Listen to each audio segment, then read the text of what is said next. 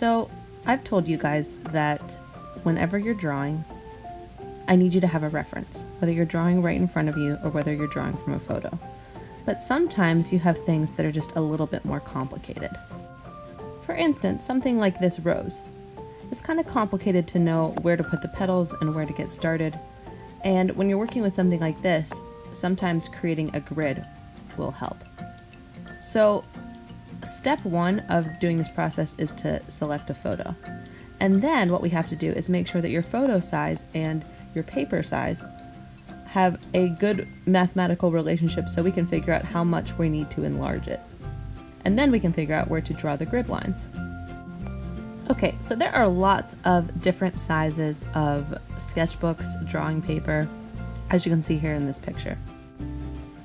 And I don't know what size you have at home.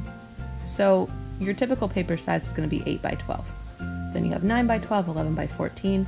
Depending on what size sketchbook that you bought, or if you're just using regular printer paper, we still have to figure out where to put the lines to grid off your picture. Otherwise, it'll be off. Okay, so I'm just taking this into one of my iPad programs to talk about math and proportions.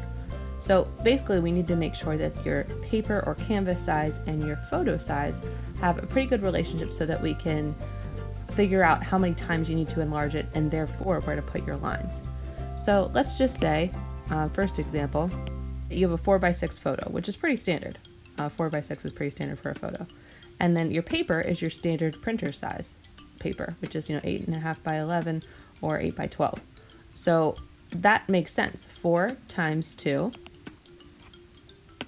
4 times 2 is 8. Oh. 6 times 2 is 12. You figured out that the size relationship in that case is 2. Okay, now let's talk about this one.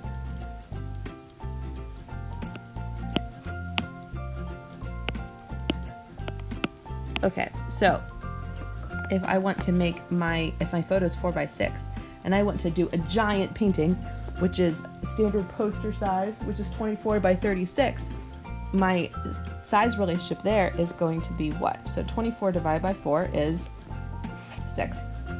36 divided by 6 is 6. So you're doing a 4x6, if you're drawing from a 4x6 photo and you want to make a poster size painting, which is 24 by 36, you're going to multiply everything by 6. So what that means is, let's just say we have our poster size. Okay, 24 by 36. When I'm drawing my grid, I would cut it in half once, and if I were to cut it in half on this side, which is 24, I draw a line, get a ruler, and draw a line at 12. That's half, right? If I'm going to divide it in half on the long side, 36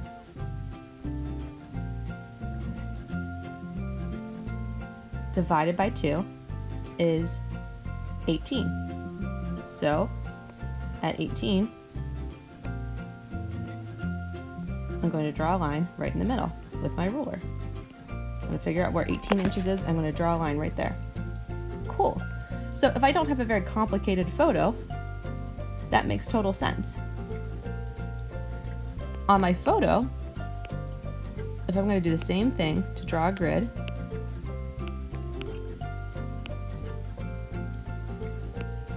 my first line, if this is my side, if this is the shorter side, so it's going to be 4, I'm going to draw a line at 2 inches, right? And I'm going to draw a line at 3 inches. Now I have a grid by 4. So let's just say my photo is more complicated than that and I need some more lines. You can decide. You could do a grid with just 4 boxes like this to help you line everything up, or you could do more. So let's just divide this in half on the top 2 more times. So 18 is the midway point. 18 inches is the midway point on this big poster. Then I'm going to, if I divided that in half on this side, 18 divided by 2 is 9. So at 9 inches, I'm going to draw another line. And same here, I'm going to measure from the end. At 9 inches, I'm going to draw another line. Perfect. Same on the top here. So 3 divided by 2 is 1.5, right? So at 1.5 inches, I'm going to draw another line. And measuring from the other side, 1.5 inches, I'm going to draw another line. So it's really just what works for you, but that is kind of how I do it. Sometimes I draw the lines in. If I want to be super precise and I don't want to use a ruler, I will take the photo into like a PowerPoint presentation and draw lines using the line tool, but that's a different video. So that's your basics of how you're going to do this. But let's just say you don't have it, it's not so straightforward. Let's just say you're not working with a 4x6, or let's just say you're not using a paper size that's even numbers like that all around. It's not so straightforward. So another common paper size is 16 by 20. That's also a common canvas size, 16 by 20. Okay, if I do 4x6 here,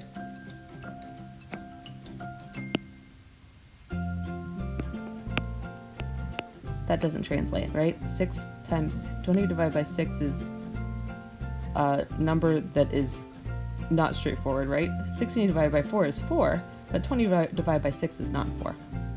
So, and unless you want to crop your photo so it's 4 by 5, because 20 divided by 4 is 5 and 16 divided by 4 is 4. Then if you don't want to crop your photo, then you've got to figure it out, right?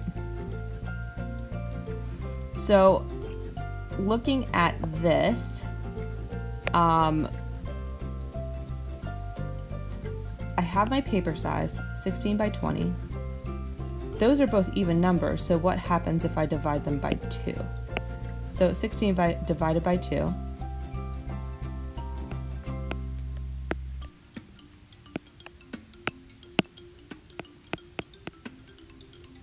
is 8. And 20 divided by 2 is 10. 8 by 10 is definitely a photo size that I could print out. So I think I'm going to go with that. It's all on how you crop it or do the different photo sizes. So if I had an 8 by 10 photo and a 16 by 20 canvas, let's do this again. So here's my 8 by 10 photo.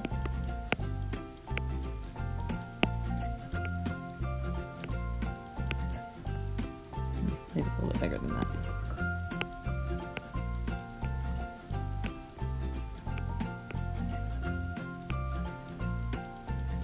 (16 by 20 canvas).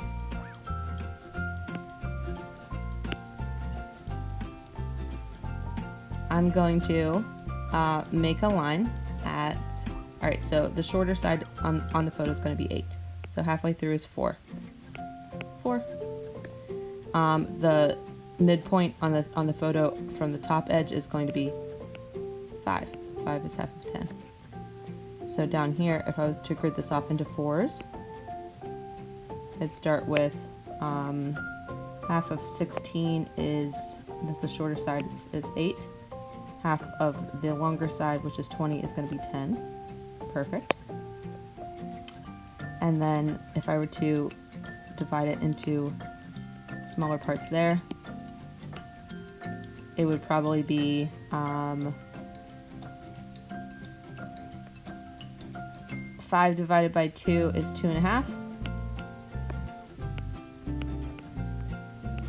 Over here, I'd make a mark at 5 inches and 5 inches. So that's basically how you do a grid. Now you can get more complicated than that. You can make smaller squares, but that's how to get started, and then your math and your dividing of the boxes can get more complicated from there.